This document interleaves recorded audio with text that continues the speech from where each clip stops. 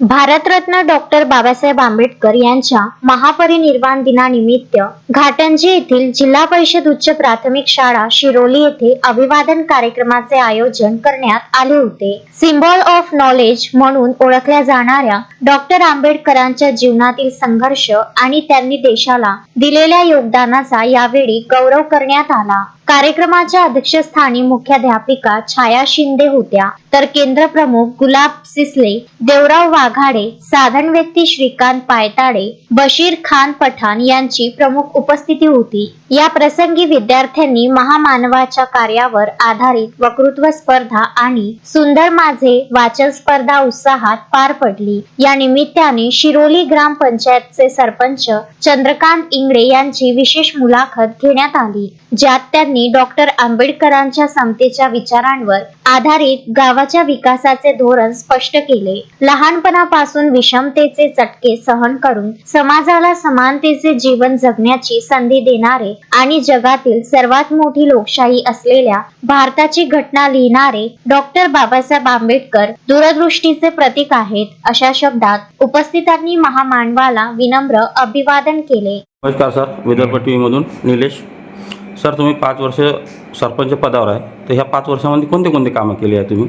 निलेश, 5 वर्षाचा कार्यकाळ जरी असला तरी आम्हाला फक्त 4च वर्ष मिळाले, कारण पहिलं वर्ष हे कोरोनामध्ये गेल्यामुळे आमचा कार्य म्हणजे आम्हाला काम करण्याची संधी फक्त 4च वर्षाची मिळाली.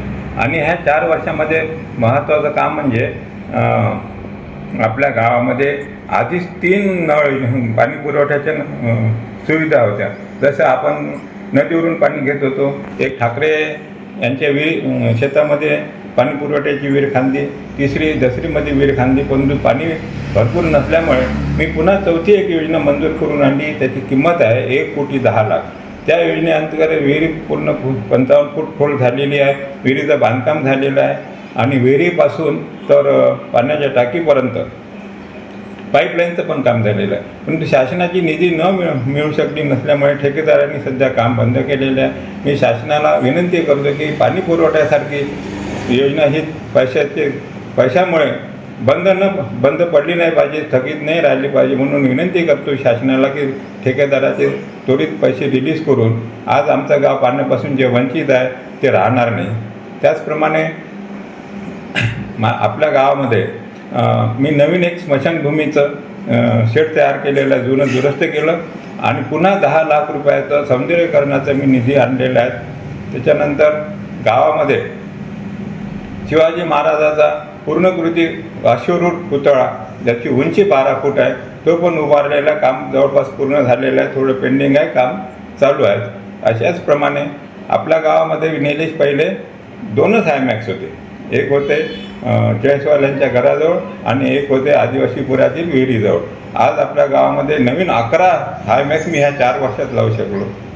त्याचप्रमाणे आणि 9-10 रस्त्याचे काम झाले, 8-9 नाल्याचे काम झाले. असे बरेच कामं आहेत जे मी 4 वर्षात पूर्ण केलेले आहे. परंतु अजूनही पाहिजे त्याप्रमाणे आपल्या गावाची समृद्धी झालेली नाही, विकास झालेला नाही आहे. शाळेची रंगरंगोटी केली, बोलक्या भिंतीला रंगवलेल्या आहे. शाळेमध्ये एक डिजिटल बोर्ड दिलेला आहे आणि नवीन 3 कम्प्युटरची व्यवस्था करून दिलेली आहे.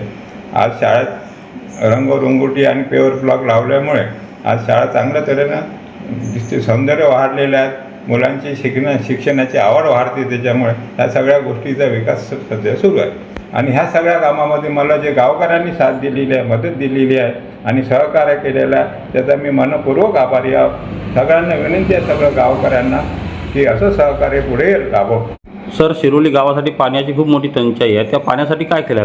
तर आपल्या गावामध्ये पहा, बंजारा वस्ती आहे आणि पारधी वस्ती आहे. ह्या वस्तीमध्ये त्याचप्रमाणे विठ्ठल रुक्माईचा जो परिसर आहे, गाव वसलं ते गाव वस्ती तयार झाली त्यावेळेसपासून ह्या भागामध्ये नळाची व्यवस्था नव्हती. आज मी प्रत्येक घरी नळ दिलेला आहे. त्याचप्रमाणे बेघर वस्तीमध्ये सुद्धा नळाची वस्ती तयार झाली त्यावेळेसपासून गेल्या 40 वर्षापासून तिथं नळाची व्यवस्था नव्हती. मी प्रत्येक घरी नळ दिलेला आहे. जलजीवन मिशन अंतर्गत आणि काही दुसऱ्या योजनेमधून आज जवळपास 95% घरोघरी नळ दिलेले आहेत आणि भरपूर पाण्याची व्यवस्था केलेली आहे.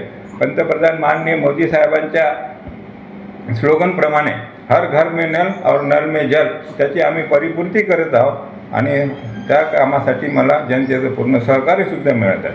ज्या लोकांचे काही राहिलेल्या नळ जवळपास मला वाटते की 5% राहिलेल्या पूर्ण गावात त्याची पण आम्ही व्यवस्था करून राहिलेलो आहे. फंड्स आल्याबरोबर त्यांना राहिलेल्या लोकांना पण नळाची पाण्याची व्यवस्था करून देऊ. आणि आज गावामध्ये तिसऱ्या दिवशी नळ येते. बरेचदा प्रॉब्लेम असा होता की आपली नळ योजना ही नदीवरून आहे आणि गावापासून नदी ही 5 किलोमीटर दूर आहे आणि इलेक्ट्रिक लाईन जी गेलेली आहे ही जंगलातून गेलेली. बरेचदा झाडाच्या फांद्या पडते, फ्यूज जातो, डिवो जातो किंवा मोटरचा प्रॉब्लेम येतो. अशामुळे 2-2 दिवस एखाद्या वेळेस पाणी पुरवठा बंद राहतो.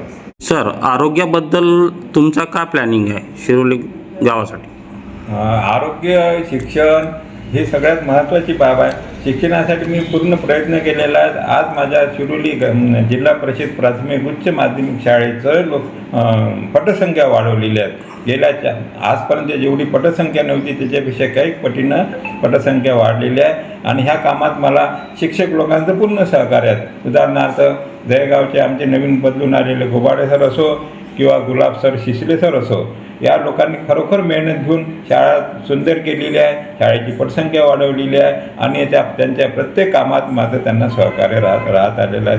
मग राहिला आरोग्याचा प्रश्न. आरोग्यासाठी मी नुकतेच 15 लाख रुपयाचा निधी मंजूर करून आणलेला आहे. आपल्या गावात प्राथमिक आरोग्य उपकेंद्र आहे. या प्राथमिक आरोग्य उपकेंद्राकरता 15 लाख रुपयाची निधी मंजूर झालेली आहे. 8 दिवसाच्या 15 दिवसाच्या आत काम सुरू होत आहे, परंतु आचारसंहिता असल्यामुळे त्यांना अजून वर्क ऑर्डर मिळालेली नाही. या 15 लाखामध्ये आम्ही तिथे कंपाऊंड वॉल करून राहिलो. त्यांचं जे आरोग्य केंद्र आहे तिथं रंगरंगोटी, दरवाजे, खिडक्या दुरुस्ती करून राहिलो. शक्य झालं तर तिथं बाळंतपणासाठी एक वेगळी रूम करून देण्याची व्यवस्था आहे.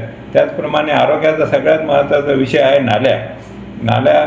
मी जवळपास या 4 वर्षामध्ये 9 ते 10 नाल्याचं काम केलेलं आहे, परंतु ह्या 4 वर्षात एवढे कामं होणं शक्य नाही आहे. निधीची अडचण येते आणि जो सामान्य निधी आहे, सामान्य निधी म्हणजे ग्रामपंचायतमध्ये जो घर टॅक्स येतो त्या घर टॅक्सच्या भरोशावर एवढे कामं होत नाही.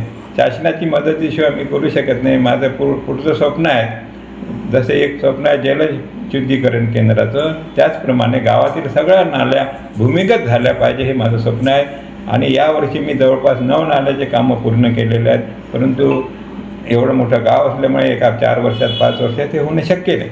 सर, तुमचं स्वप्न काय आहे सर आता? माझं शिरोली गावाकरता एकच मुख्य स्वप्न आहे, ते म्हणजे जलशुद्धीकरण केंद्र. कारण नदीवरून जे उन्हाळ्यात किंवा पावसाळ्यात जे पाणी येते हे ढवळ येते, पिण्यास योग्य राहत नाही, रोगराई वाढू शकते, आजार वाढू शकतो. त्याच्याकरता आमच्या गावासाठी जलशुद्धीकरण केंद्र हे सगळ्यात महत्त्वाची गोष्ट आहे. महत्त्वाचं म्हणजे शिरोली हे कायम दुष्काळग्रस्त भाग आहे. आमच्या गावात कोण्याही वेळेला एवढ्या मोठ्या गावाला म्हणजे आज माझ्या गावाची लोकसंख्या 2011 प्रमाणे 3700 आहे आणि आजची लोकसंख्या आहे 7000. ही 7000 लोकसंख्या मी जे राशन कार्ड तहसीलमधून आणलेली आहे, जे राशन कार्ड धारक आहे त्या राशन कार्ड धारकावर सगळ्यांचेच घराच्या मेंबर लोकांच्या नोंदी होतात.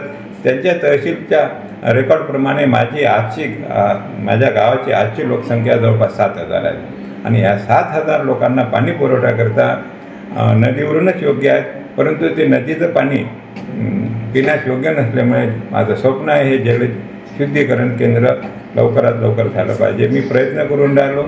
पुढील येणारे सरपंच किंवा आता आमचा कार्यकाल फक्त 2च महिन्याचा राहिलेला आहे, जे कोणी पुढं सरपंच होतील या योजनेकरता माझा त्यांना पूर्ण सहकार्य राहील. मी ही योजना पूर्ण करून देण्यासाठी मी त्यांच्या पाठीशी खंबीरपणे उभा राहील, हे माझं त्यांना आश्वासन आहे. नितीन कुरमेरकर, विदर्भ न्यूज, घाटंजी.